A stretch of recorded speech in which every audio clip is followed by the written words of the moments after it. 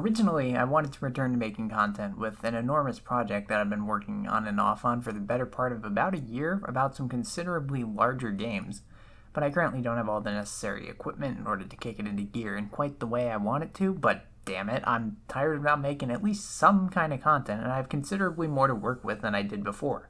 So I want to talk about some games that I've grown surprisingly fond of over the past few years. The aforementioned games being the Sonic Adventure duology. Is that a word people use?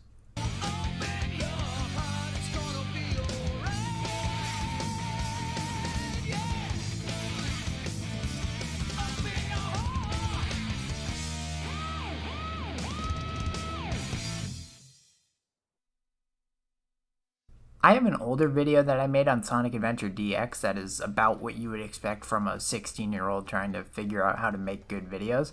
I ultimately didn't have too much to say other than I was infatuated by the game despite not liking significant portions of it. I'd like to think I have a better idea of how to make videos now, and I also feel like doing this because of something insane that happened. Now, I want you to stay seated, but get this. I changed my mind about these adventure games. At least sort of. Kind of? I don't really know. That isn't to say critiques I had previously are no more. I still have major problems with both of these games. But after just kind of sitting down and meeting these games on their own terms and truly just trying to take the games as they were, I grew even more fond of them than I was before. Genuinely fond of them. Before it was more of an ironic laugh at the game kind of enjoyment because I was just so cool and didn't enjoy things genuinely because I'm dead inside, but I've come to really enjoy these games, and I respect what they set out to do and how much they still manage to leave an impact on people. There's still an abundance of passion aimed at the Sonic Adventure games in all different forms, and that kind of impact, to me, it has to be attached to something that truly means something to people, both good and bad. Moreover, these games are some of my favorites to simply think about. I normally classify my absolute favorite games as ones that I have an absolute blast playing from beginning to end, and while I enjoy a lot of the gameplay present in these two games, I classify them both as some of my favorites to simply think about because reminiscing about them to me is the most fun part about them.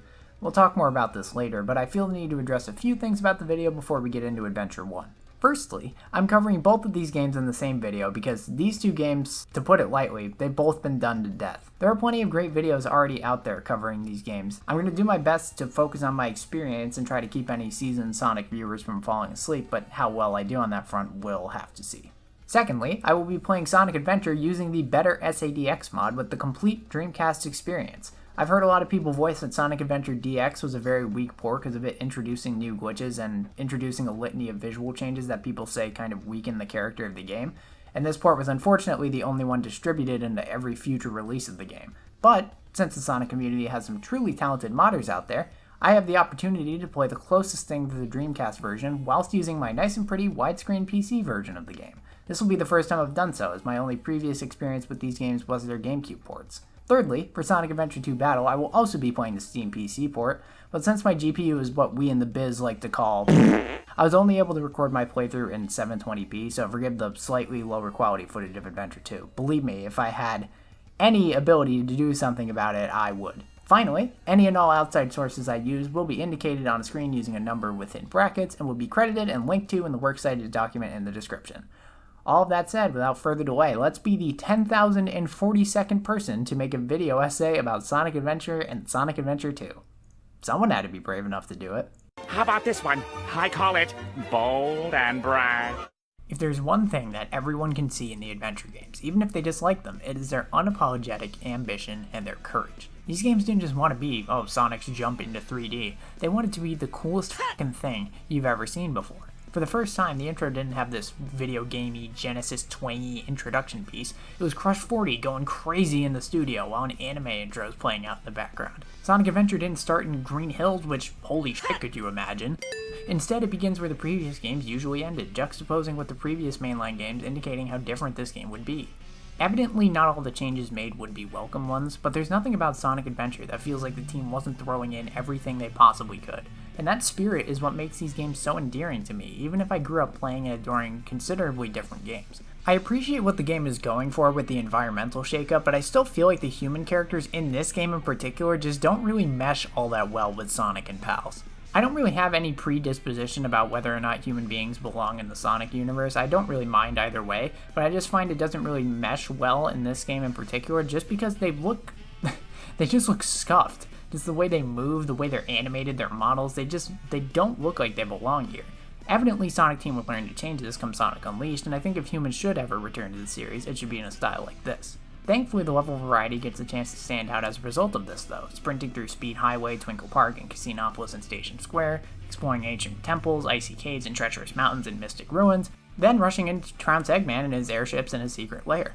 Sonic games usually have a really good track record of keeping level variety fresh among the other games in the series, and I think Adventure 1 comfortably does so and explores each of these locales enough to get a lot out of these newer environments. Another massive change to the Sonic formula was how much more emphasis would be put on the stories. The classics mostly dedicated their stories to their manuals or would play out in almost subtext before 3 and Knuckles. In 3 and Knuckles it was effective considering there were no written lines of dialogue and a small handful of cutscenes, but the adventure games, well, let's just say they're very different.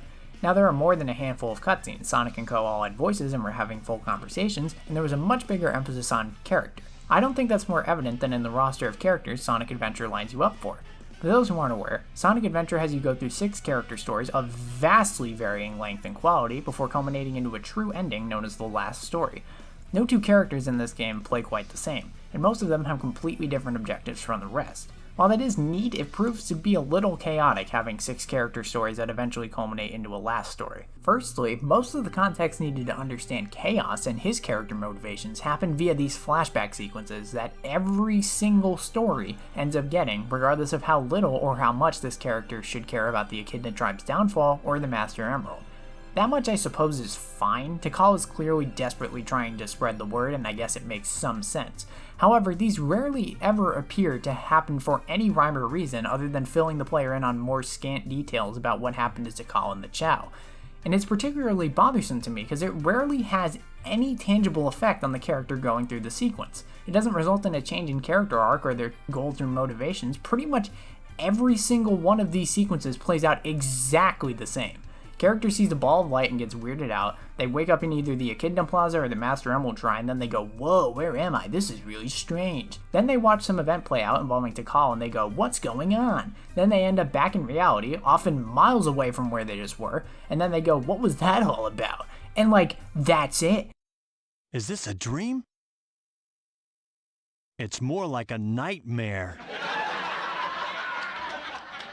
The characters don't ruminate on any of this until the last story, and it makes the story feel more complicated than it really is by slowly drip-feeding all of this to you over the course of 6 completely separate stories. I feel like they could have found a more concise and coherent way of doing this. Secondly, I think it's kind of telling how Sonic is the only character that you play as during the last story. Everybody else being there just really kind of illustrates just how much the flashbacks didn't affect any of these characters except for Sonic. It doesn't really feel much like a culmination of all the effort these characters put into their respective plot lines. It just sort of ends up putting everything into Sonic's hands just because. It feels weird to dedicate even more attention to Sonic during the finale and have the rest of the characters just kind of hang out and watch as if the rest of the game wasn't basically that already. If the game wanted to flaunt having all of these playable characters, then I do not understand why there would be reason to funnel all of the important stuff into Sonic's campaign, considering how much they clearly wanted to change Sonic as a series. The Supersonic finale is perfect for just Sonic, but to have everyone else just stand there, holding the emerald, it's pretty telling of how relevant they all were to the greater plot. Also, holy shit, do you want to talk about a tonally mismatched line? All's well that ends well, right? All of this, I think Adventure 2 lands much, much better, but we're going to talk about that when we get into that game. Thirdly, you end up repeating a lot of cutscenes and boss battles over the course of the game's runtime. This isn't too much of a problem when it comes to character battles because they require a pair of brain cells to rub together in order to beat them, and they're all finished in seconds. But when it comes to longer boss battles like Chaos 4, 6, and set pieces like the Tornado shootouts, then forget it. This game gets boring. While we're on the subject, across the board, the boss battles are very clearly not the game's strong suit. I mean, neither were the bosses in games like Mario 64, mind you, but that game can get away with that in my opinion because all of these bosses can be beaten in less than 30 seconds, except for the last boss battle. Thankfully, most of them are over quickly in Sonic Adventure, but hardly any of them pose a real challenge at all, with the exceptions being Chaos 6, Egg Viper, and Perfect Chaos. Even still, Egg Viper takes a long time, and most of it's waiting for the boss to be done sweeping across whatever string of platforms you're on. But Perfect Chaos is the best boss in the game in my opinion, as it not only implements your speed and momentum in a unique way for a boss battle, but it also has excellent stakes and is just a kick-ass set piece to end the game on. But for the repeated set pieces, none of them are hard, they are all stupid easy, but they all take so long, and you can't skip any of them, even if you've beaten them with another character. And this is a major reason why Adventure 2 is my preferred game between these two, because the only thing you're really repeating in that game are a handful of character boss battles, which across the board get way more challenging and require much more of your attention. And this makes Adventure 2 far more appealing to replay, because you won't be doing the same thing upwards of 3 times with little variation. It's admirable how much Sonic Team was willing to change up the formula to get Sonic to work in 3D, but to be frank, it's not hard to see why 3D Sonic became so alienating for various people. In some cases, I think they kind of went overboard and went about changing up things that weren't really in need of changes to begin with. For example, the hub worlds. I don't mean to completely write these off by any means. There's a lot of fun to be had with them and they're quite charming. I actually got really invested in this side story at the burger shop. Every time I ended a character story, I'd continually run back into the shop and see if they talked or not, and seeing them eventually end up together made me really happy. These aren't devoid of personality or anything, and I like seeing how the world reacts to the events in the story, like the egg carrier eclipsing the sun. I'm not trying to say the hub worlds don't have anything going for them, but functionally, what is their purpose? In Mario 64, the hub world is necessary, as it's a collectathon where you can approach the stages or missions in whatever order you want to. Any 70 stars are going to get you to the end of the game, so why not give the player all these options along with some charming secrets in the hub world? They get a bunch of options for stages, and it can be approached in any order the player wants to when the player gets enough stars. In Sonic Adventure, every story is linear. The characters are all going from stage to stage in one order with no variation. So what do these hub worlds really add on a gameplay level? The way I see it, just a bunch of weird middle steps between stages that awkwardly halt the momentum of the game's pacing by making you grab an ice stone from Station Square and plopping it into a door for ice cap, or grab the monkey destruction switch and drag it all the way over from one end of the Mystic Ruins to the other. Those are probably the most egregious examples. They aren't all that drawn out obviously, but it just doesn't feel like something that needed to happen because Sonic was 3D now. This is another change in Adventure 2 that makes it my preferred game between these two. Another thing I don't think was necessary were the upgrades. The extra mobility is much appreciated, don't mistake me, but it makes every repeat playthrough feel kind of irritating in the beginning when you're barred off from accessing alternate routes because you straight up could not possibly have the necessary upgrades on your first run through the stages. As far as the upgrades themselves go, I think the Light Dash in terms of responsiveness is actually at its best here. I don't think you should have to charge it the way you do in Adventure, but it makes me wish the future, 3D Sonic games somehow found a way to make it so you don't have to pray the damn thing works by tapping it while running at full speed. I wish the release of a button somehow could activate the dash the way it does in this game. No matter how many times I play Adventure 2 or Heroes, I always grit my teeth and get really antsy trying to line myself up in the rings correctly and praying the damn thing doesn't fail on me. It also doesn't help that for some reason, Sonic Team didn't want to use any other buttons on the controller for several 3D outings in a row, leaving the Light Dash button to likely make you do anything but what you want it to do. As much as I think activating the Light Dash is easier to do around rings, if an enemy is in close proximity, it can cause Sonic to bug out and use the light attack on an enemy instead of doing what you actually wanted it to do. The ancient light attack itself is pretty pointless. I pretty much solely got utility out of it during a select few boss battles because it does more damage. Outside of that, I don't really get its functional purpose other than just gatekeeping you from going to Red Mountain too early. In every other situation I attempt to use it during the stages, I end up getting hit or dying. The only other substantial upgrades I find are the hover ability for Gamma and the shovel claw for Knuckles. Main reason being that they're actually new abilities you get that are integral to the progression of their stages and would carry over to the next game.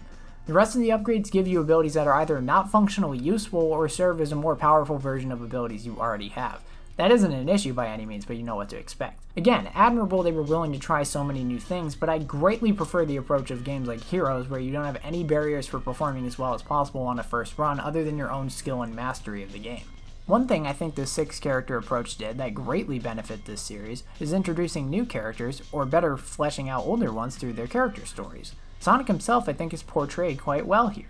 He doesn't have too many spectacular character moments, but it's clear Sonic is a headstrong and cocky guy who still has moments of introspection and kindness towards the rest of the cast, something I think the post-Unleashed Boost games tend to get at least partially incorrect in their stories. In said games, I feel like Sonic is kind of flanderized to be mostly just cocky, and I think it kind of does a disservice to his character. These adventure games are the reason I feel this way. Sonic taunts Eggman and makes fun of Knuckles, but he's also willing to listen to Amy when she asks him to spare what is otherwise just another robot to trounce. He also questions Tikal and understands that Chaos isn't going to calm down just by sealing him in the Master Emerald again. He even helps Big get Froggy back despite not even knowing the guy. These are the types of moments that to me make Sonic a really compelling character. He's kind and caring, but he's also confident and quippy. But, evidently there's more to this cast than just Sonic. Tails gets an unfortunately undercooked story about growing to be more independent of Sonic and helping out in his own ways. And it's a shame too, because it's all mostly relegated to the last third of his story. What is there is interesting for his character to go through, and will thankfully get his time to shine in Adventure 2. It's clear Tails has a lot of room to grow as a character, and it's a shame he really only got, 2 games for this to be a focus. Knuckles is a bit socially awkward, but it makes sense, he's been sitting alone on an island for most of his life. He gets duped into helping Eggman again, which I think is kind of annoying. After 3 and Knuckles, why would he ever see reason to trust him again? Regardless, his story gets the most exposition regarding the Master Emerald, and I think that much is interesting to learn more about considering its role in 3 and Knuckles. Knuckles is almost a little too independent. He insists on going about most situations alone, so in terms of searching for the remains of the Master Emerald, it makes sense that he doesn't really ask for any help. And all of this is reflected in his amazing character theme, Unknown from ME.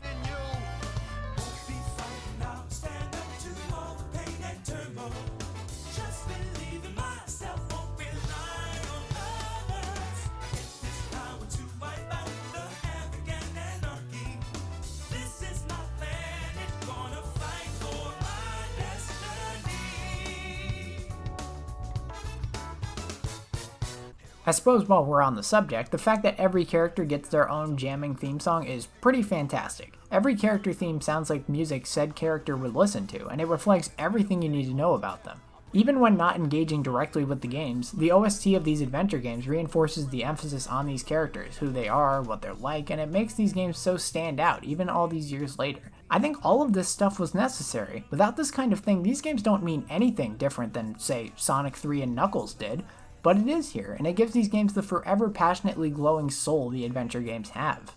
While we're talking about standout stuff, E102 Gamma is probably my favorite storyline in the game. While the cutscene presentation has horrifically aged to the point where I have absolutely nothing to add to the conversation, I think this story lands the most out of the entire game's story. I mean, damn man, it's touching stuff, even all these years later. Unlike Shadow a few years later, Gamma never returned to any future games, and I honestly couldn't be happier. It kind of makes sense that Shadow made it into future mainline games, but it still can't help but slightly weaken his sacrifice at the end of Adventure 2. Gamma's story has quite the melancholy and introspective shift in tone to it, and I think it's a welcome change of pace considering all the other stories in the game are pretty light in tone throughout their entire duration. When referring to the adventure games, I don't think there's anything wrong with the approach of the storytelling tonally. The adventure is fairly lighthearted for most of the game, but it gets more serious by the end to provide some stakes and tension. Given how much emphasis the stories have in these games, I think it would be kind of dumb to not take their universe and narrative seriously. After all, that's what stories are supposed to do. Would any story be interesting without those things? Some will jump to the age-old, infallible argument, it's just a blue hedgehog. To which I would respond, yes! What a fascinating contribution to the conversation. I guess there's a very good point to be made here. If the subject matter is popular amongst kids, it just shouldn't take its story, characters, or universe seriously in any facet. After all, these games are only popular with children, apparently. No kids get excited seeing Super Sonic save the day or seeing Sonic use Chaos Control to narrowly escape his own death. Definitely not. To drop the facetious straw man impression, I don't really get why Sonic is apparently where some of us are drawing the line other than just because it's an easy punching bag most people are dogpiling on anyway. You can apply this logic to literally fucking anything, and it is the conversational equivalent of saying nothing, except saying nothing would lead one to believe that you actually have an argument. It's literally just repeating what the subject matter is. I don't care if it's some forbidden Sonic series defense, it's true. Man, Toy Story is just a bunch of fucking toys coming to life and trying to get back to their kid. What are these stories doing trying to take themselves seriously? It's a bunch of talking toys. The Lego Movie's just a bunch of Lego figures walking around and building things. Why bother telling a story about what it means to be special and embracing your creativity? It's made for kids. Quite strange then. What do you know? They've reviewed quite well too. It's almost like there doesn't need to be a solid brick wall between stuff made for kids and stuff made for adults, and it's very much possible to satisfy both of these audiences when you properly meet a balance, which plenty of stories demonstrate perfectly. I'm not trying to say there isn't a point where you're going too far, I think Sonic is no stranger, but the adventure games absolutely do not jump into this territory because they have some serious stuff take place during the finale. I'd even go as far as to say the games are straight up comedies during some points. The only way you can get to me is through the sky deck. Find out if you can figure this one out. Oh yeah? Well, I'll show you. Bring it on. This must be the way to the sky deck. However, that's not to say there aren't problems with this story that can keep me from enjoying the larger narrative. More like belongs in the trash.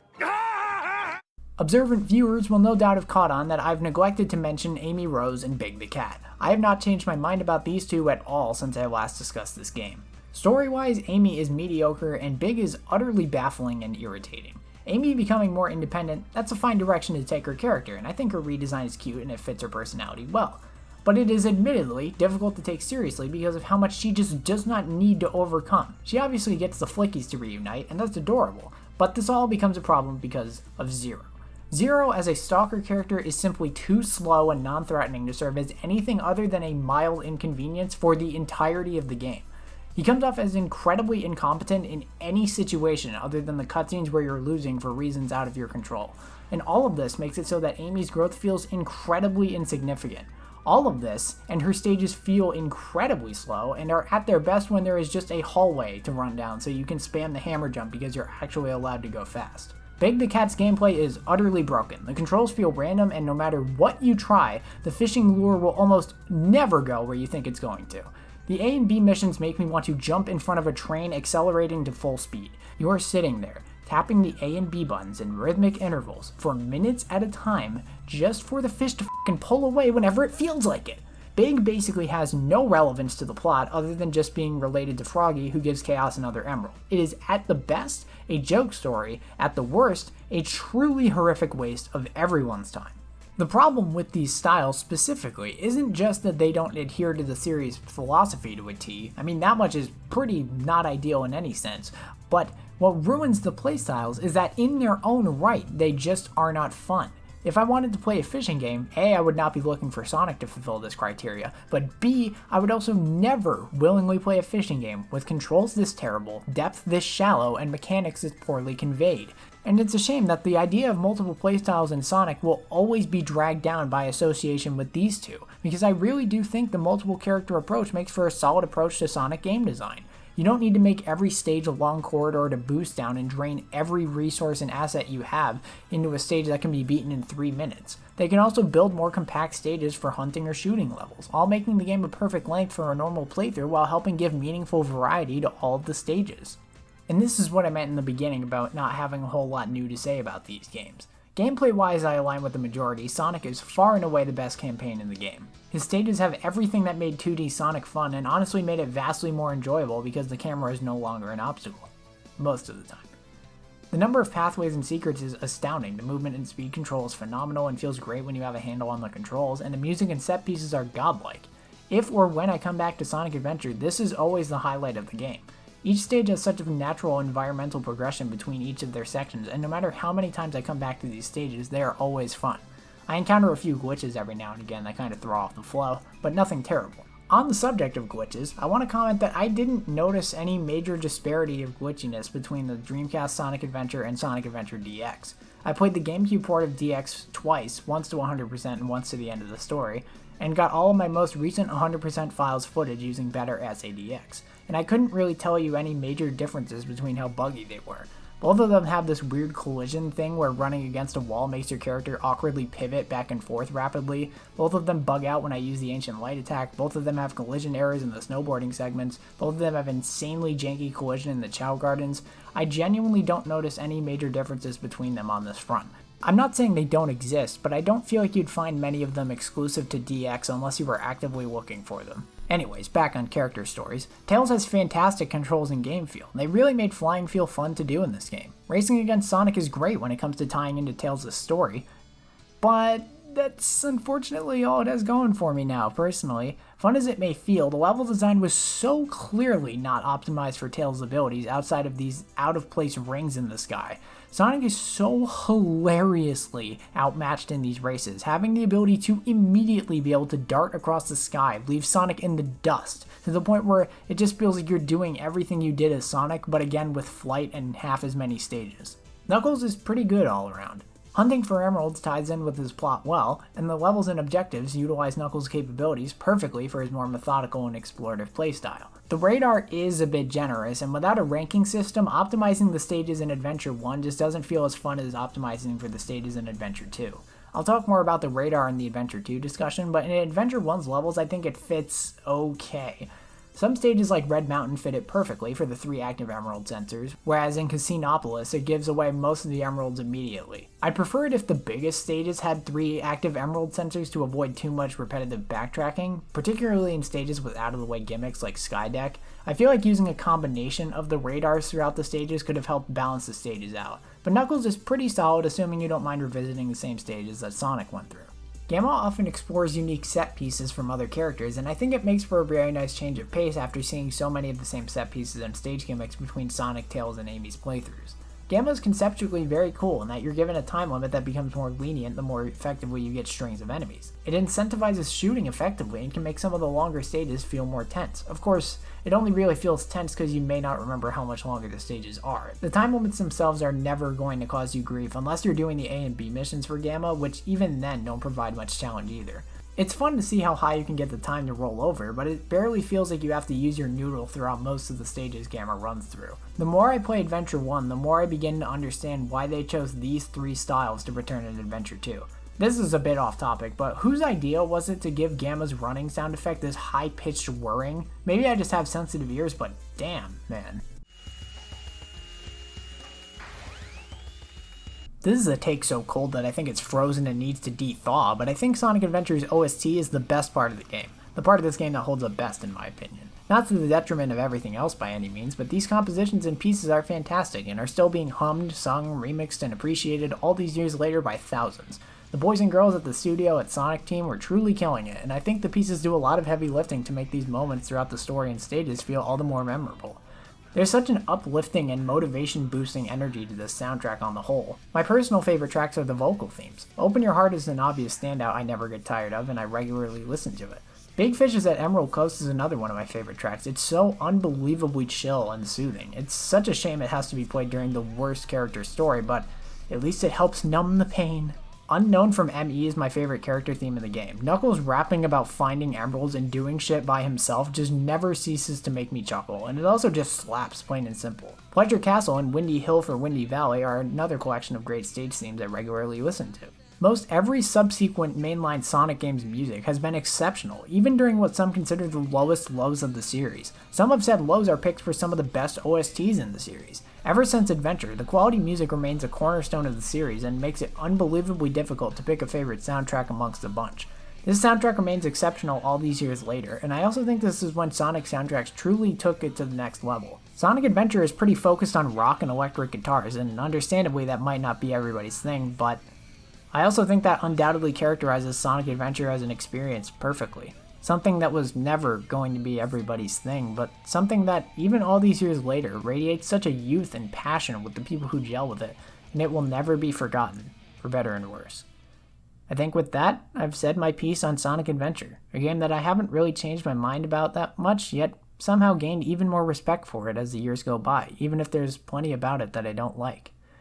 Now, considering Adventure 2 is a continuation of what I consider a significantly flawed foundation, I must feel pretty similarly about Adventure 2, right? Dude, this game is fucking incredible. Oh my god! Oh my god! Oh my god! Yes! Yes! Wow! Oh my god! We are playing this, baby! Yeah! Yeah! Sonic Adventure 2 is very much a streamlined and simplified continuation of what Sonic Adventure attempted to accomplish 3 years before. As a result, I think this has greatly helped keep the gameplay balanced in terms of how many gameplay styles there are and how much depth each of them have, allowing for the fat to be trimmed and keeping a focus on giving these gameplay styles the attention and depth they all need to be compelling in their own right. thus making for a simpler game on the surface that, in practice, has some of the best replay value and depth of the entire series from what I've experienced of it. Sonic Adventure 2 is very simple, and I think that allows for the rest of the complexity in this game to be built on a very strong foundation. There are no adventure fields, so by extension, no commuting between stages. There are no unnecessarily slow gameplay styles, and there's an even distribution of quality content among all the character stages and stories in the game. Instead of one really fun campaign and a collection of characters who get completely sidelined during the finale and throughout the whole game because they have vastly less enjoyable stuff to do, we instead get 2 teams to play as, each of which has a speed character, a mech operating character, and a treasure hunter, all of which are actively contributing to the plot and progressing it throughout the entire story. And this isn't even mentioning that you only have to sit through 3 significantly shorter unskippable credit sequences instead of 7, and that you end up repeating very little between the stories despite them both having such a similar structure. Even the car stages that take place during the same point in the story have 2 unique stages from one another. You're rarely ever repeating the same set pieces or stages, and it is very much to this game's benefit. It was truly staggering to go from Adventure 1, with its at best decent pacing but really slow cutscene presentation and repeated set pieces, to Adventure 2, with such a simply monumental improvement of the gameplay styles and pacing across the board. I had to really push myself to get all 130 emblems in Adventure 1 over the course of a month and a half, while I recorded 160 out of 180 emblems in Adventure 2 in 8 days. I never realized just how much of a vast improvement I found Adventure 2 to be until writing the script. And with that, I think I've already played my card. You all get a general sense of what I think of this game by now, but I also think it warrants as much attention and discussion that I gave Adventure 1. I have nothing to add about how this intro is possibly one of the best I've seen in any game. It immediately gets you right into the action, it shows you the badass shit you're going to be doing in the speed stages, it hits you with the most iconic stage in the series next to Green Hill Zone, and has an absolute banger track.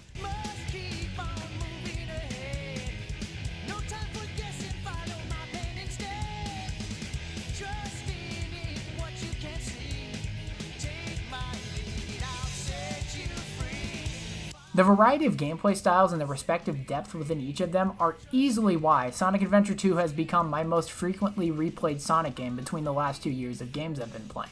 As much as I really do enjoy Colors, Mania, and most of Sonic Heroes, I haven't replayed those games nearly as much as I replay Adventure 2, and I think that's for this reason.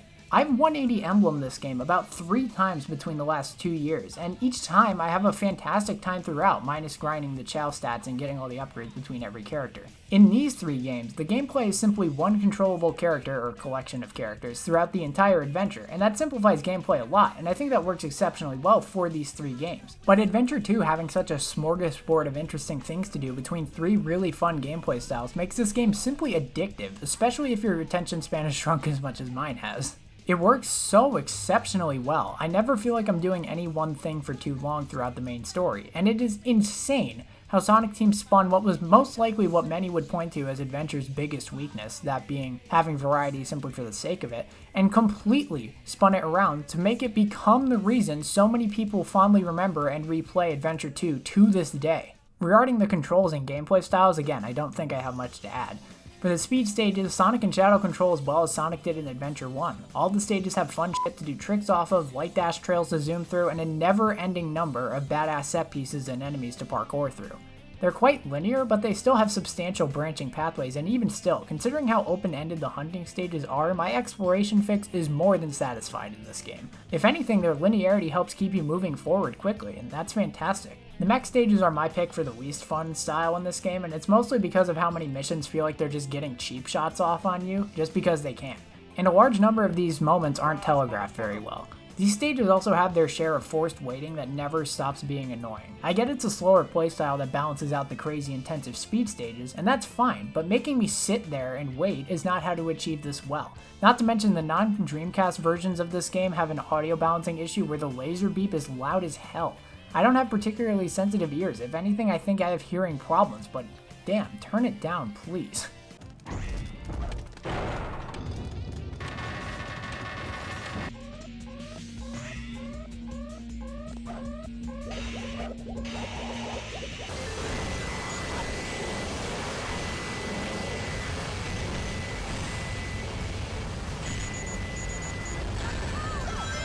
But I still enjoy the mech stages most of the time. Chaining combos is engaging and rewarding, blowing shit up is a ton of fun, and learning to blast through these stages quickly feels immensely satisfying. Their controls are well tailored for their stages, except for this one stretch of Mission Street.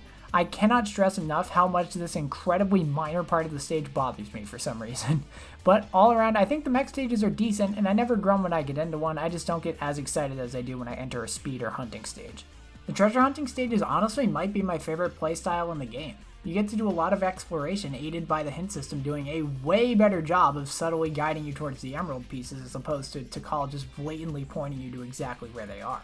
Your abilities keep you moving quite fast and are fun to play around with, and when you reach the emeralds quick enough to get the perfect bonus or a maxed out time bonus, what can I say, it's intensely satisfying. The depth to these stages across the board is very impressive. There is a huge jump between someone who's figuring out the game for the first time versus someone who's fully A-ranked the game multiple times.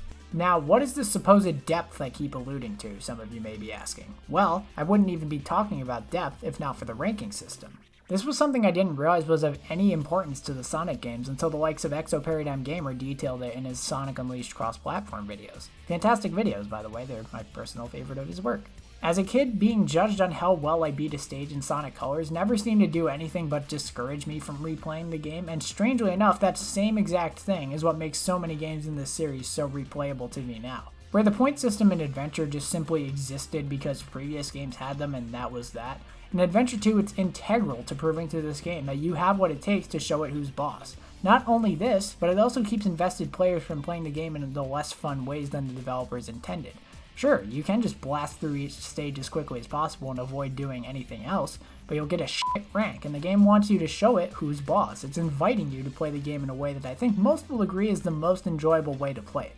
You earn points by killing enemies, collecting rings, going through checkpoints with enough rings, doing tricks, and just generally doing a bunch of stylish maneuvers while blasting through stages to cash in on a fat time bonus. Between the three gameplay styles, there are some unique things you can do to net more points, for instance chaining more enemies in a combo for mech stages and just generally getting emeralds as quickly as possible in the hunting stages. Generally though, A-ranking every stage comes down to beating each of them quickly and stylishly without dying. And it's difficult to quantify just how much this alone makes this game near endlessly replayable, specifically because of how finely tuned the difficulty is for most missions in the game. Every time I get a subpar grade for a stage, I go right back in immediately, ready to prove the game wrong. It may be frustrating, sure, but when that A rank smacks onto the screen, it always feels meaningful and it always feels deserved. There are some stages that can be a little stingy on this front when considering the A ranking. For instance, Metal Harbor's Rocket has this extended path that nets you way more points if you make it there in time, which I wouldn't mind having to do if this way up wasn't so janky when any error is going to cause you to die and have to restart the whole stage. The only way I consistently made it up there in time was because of spin dash jumping, which I guarantee was not the intention. Good luck getting this A rank without that rocket, that's all I'll say. This is the most egregious example of required jank that I can think of off the top of my head, but there are a select few examples similar to it.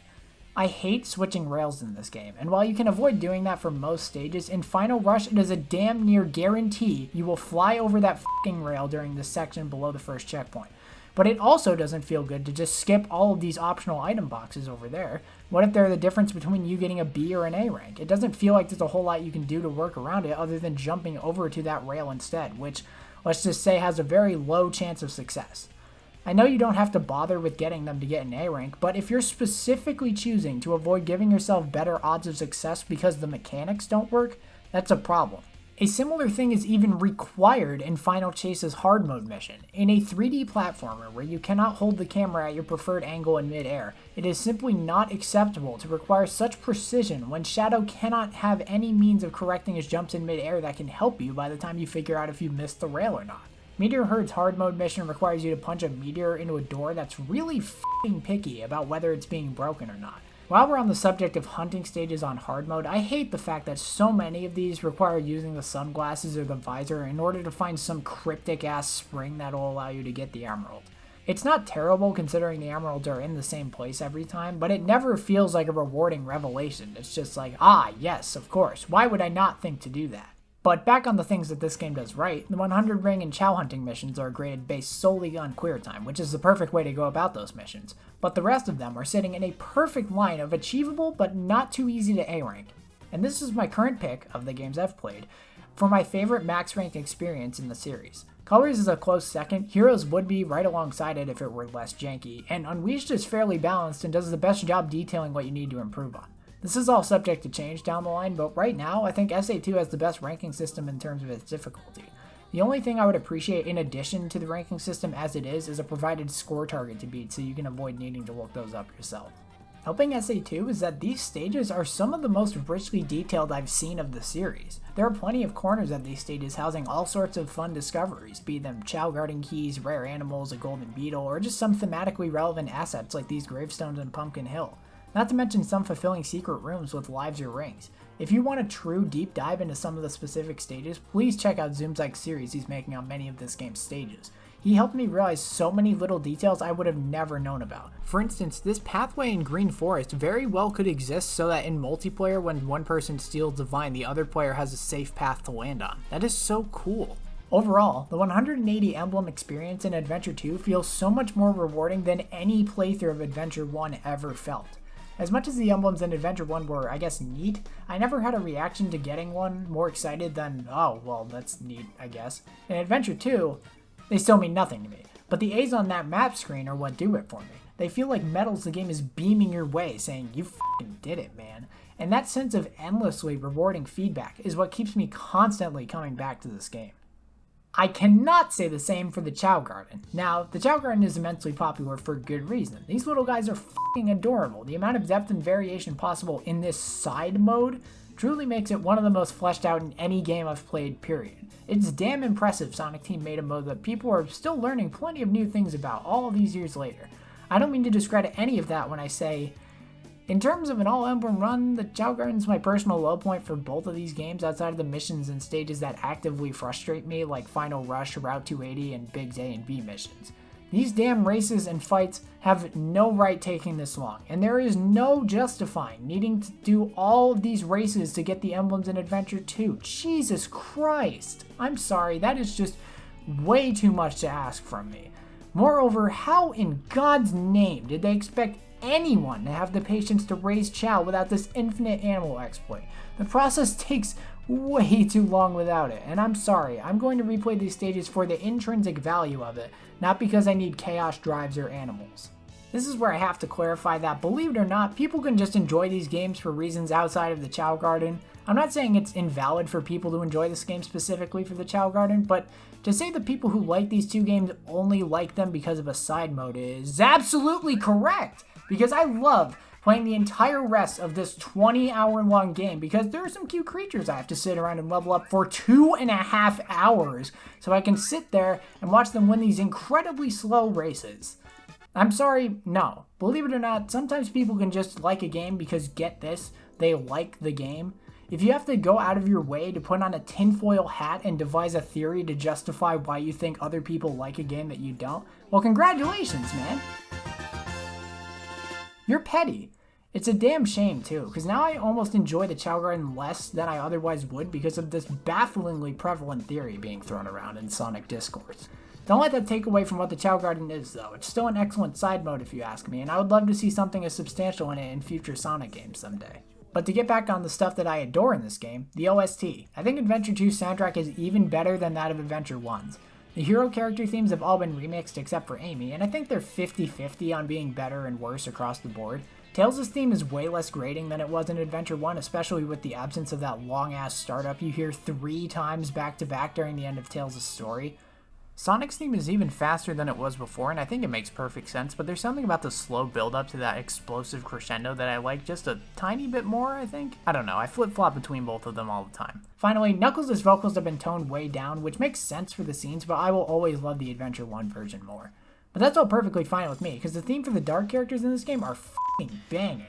Eggman's theme is a personal favorite of mine. Rouge's funky jazz-style music is particularly relaxing, and her theme Fly in the Freedom is excellent. I'm not as into Shadow's grungy style of rock, but it's still a phenomenal lineup of tracks across the board. Iconography-wise, I think this might be the most iconic soundtrack in the series. Now, I know to some that'll be a nail in the coffin of bad opinions I have, but let me put it this way. My undisclosed sisters know of Green Hill Zone, and I'm sure if I played the track, they'd eventually recognize it being from Sonic. However, if I were to play Live and Learn or City Escape, they would immediately know it was from Sonic, and I know because one of them knows some of the lyrics to City Escape. This soundtrack is simply on another level of God tier if you enjoy the many different interpretations of rock present like me. There are some missions in this game that make me want to rip my fucking hair out, but the soundtrack is that thing, that beautiful thing that is always pushing me even at the lowest points, somehow elevating what was Adventure 1's greatest strengths to even further heights. All of the characters in this game have unique genres of music dedicated to them, and it's yet again so well handled in another way that makes these unique stages for every character help the game immensely. It feels wrong to go through Twinkle Park as Big or Amy and still hear the same upbeat and speedy theme blasting while you're scraping across the stage like a glacier. Now that every character has unique stages, unique stage themes have come with that, and it works to better characterize the playable cast by way of giving them associative genres of music that feel like something the character in question would regularly listen to. It's simply masterful, and I think Adventure 2's best quality is how well characterized everybody is. You're pretty persistent for a hedgehog, aren't you? You're still alive. Just letting Knuckles pilot the shuttle on the way over here was more dangerous than you could ever be. It's no secret that many people have come to speak out against how Sonic is written in the modern games, and it usually results in comparing to how he's written in this story particularly. And I like Adventure 2's story for a multitude of reasons. Throughout the runtime, the adventure is lighthearted, fast-paced, quippy, and generally a lot of fun. By the end, the stakes are significantly raised, and there's always a prevalent danger in this story, and I like that a lot. Eggman is quite dangerous in this story. He blows up a heavily militarized island, half the moon, and holds the entire world at gunpoint. I think that last thing is kind of stupid to do, because if Eggman's looking to take over the world, how the fuck would he do it if he blew up the planet he wanted to take over? But nevertheless, he's quite a major threat, and it always makes the story feel engaging. He's also pretty sadistic, using Amy as blackmail for Sonic handing over the emerald, and straight up embarrassing Tails with his mind games. And the funniest thing about it is that Eggman already knew the emerald is fake. He just wanted to mindfuck everybody just because he's basking in the glory so much. Come the last story, the recording of Professor Gerald is quite chilling, and while it tonally kind of comes out of left field, I think it'd be wrong for the game not to take a world-threatening set piece like the Ark seriously. The finale actually feels like a team effort between everybody, and that is so much more satisfying and rewarding than just, here you go Sonic, here are the emeralds. Yeah, okay, thanks, you beat him, good job. Shadow is a fantastic character as both a mirror and a rival to Sonic, and his arc is pretty short-lived, but it allows for Shadow to become as popular as he became because he was an interesting anti-hero with a fair amount of dimension, which a lot of modern Sonic villains appear to lack. Shadow clearly cares about at least a few of the people around him, and while I think there are a lot of troubling implications by Shadow picking an allegiance mostly because of what he remembers a good friend saying to him, I just greatly enjoy his character in this game particularly. As much as he attempts to look cool and sullen, he has a heart beneath his cold and brooding exterior that, when it comes out, is quite endearing. Chaos did have an arc during the story of Adventure 1, but if I'm honest, it does absolutely nothing for me. A, because he doesn't speak a word, and with the horrifically aged cutscenes, the show part of show don't tell isn't really communicating anything significant.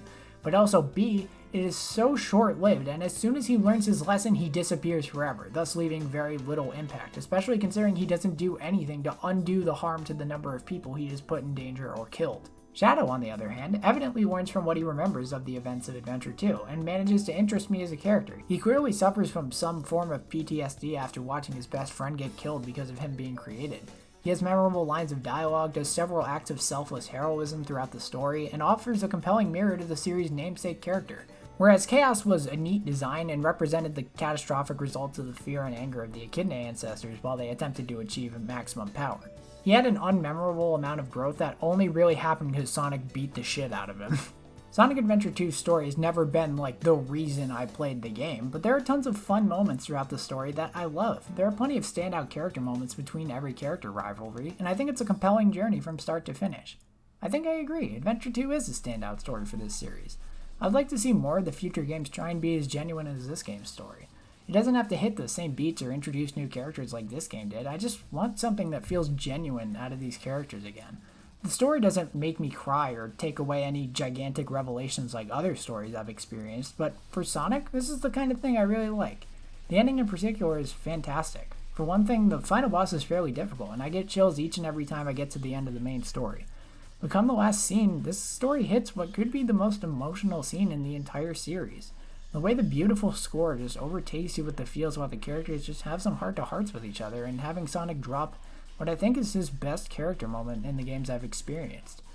While putting on the hero front for Amy, he's making it clear that he kind of bottles up some of his genuine feelings so he appears cool and hero-esque, but then he can't even make it to the door without eking one of the most heartfelt and emotionally resonant lines in this character's history. Sayonara, Shadow the Hedgehog.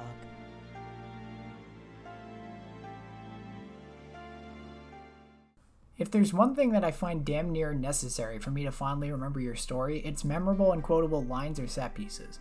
All of my favorite things, period, have this in common. And Sonic Adventure 2 absolutely falls into that territory too. This story is reaching a comfortable balance of lovably quotable nonsense and compelling character moments, and I love that. Suppose that leads into my conclusion, huh? At the end of the day, I think the reason I've come to care so much about the adventure games is because of how unabashedly they were themselves. The adventure games always felt like the most vulnerable and unfiltered Sonic games, just putting themselves out there, not giving a shit what people had to say about them. And that spirit made even a depressed 20-year-old who formerly wanted little to do with Sonic come around and recognize the importance of what these games did. Not even because of something they may have explicitly attempted to say, but because of how much they made me realize why they still matter so much to the people who gel with it. The passion and ambition, the genuine attempt to make a memorable and interesting cast of lovable characters. This game, and the people who've discussed it, helped me realize a very crucial thing about what I'm looking for out of this series. And it's that no matter how hard you try or how well you succeed, I just want things to be genuine. I want them to be earnest and meaningful. It doesn't have to be life-changing, but why not try and make it so? There's nothing wrong with Sonic trying to show it cares or having a lighter story either, but I just want things to feel like a story. A lesson other than be nice to your friends or a stand-up comedy routine. Every once in a while, yeah, I can get down for a goofier Sonic game. Colors, or at least the acceptable version of Colors, is one of my favorites in the series, and that game's story is as lighthearted and goofy as can be. I can completely get behind that being a one-off every once in a while for this series, but I don't want to lose what made Sonic such a lovable character in the first place. It wasn't just because he was cool, it was because he seemed to give a shit. He seemed compassionate while still being flawed through his impatience. I don't know if what I'm saying means anything at the end of the day, but if anyone at Sonic Team happens to be watching this, well, first of all, thank you. More importantly though, I don't mean to speak for anyone but myself here, but I just want something that feels earnest and something that feels AAA. I know Sonic isn't appealing to everybody. I don't think it ever had to be. But I know so many people who love this series love it because Sonic always felt like it was pushing himself forward, whether it was gaming culture in general or simply making a visually stunning display of what the hardware of the time could do. Sonic always felt like he was attempting to excite people, not always in the right ways, mind you, but he always felt like he was doing something to be interested in. Nowadays, with so much of the looking back being done on the series in the mainline games, it doesn't feel like a blind jump into the future, but a never-ending and constant reminder of what once was.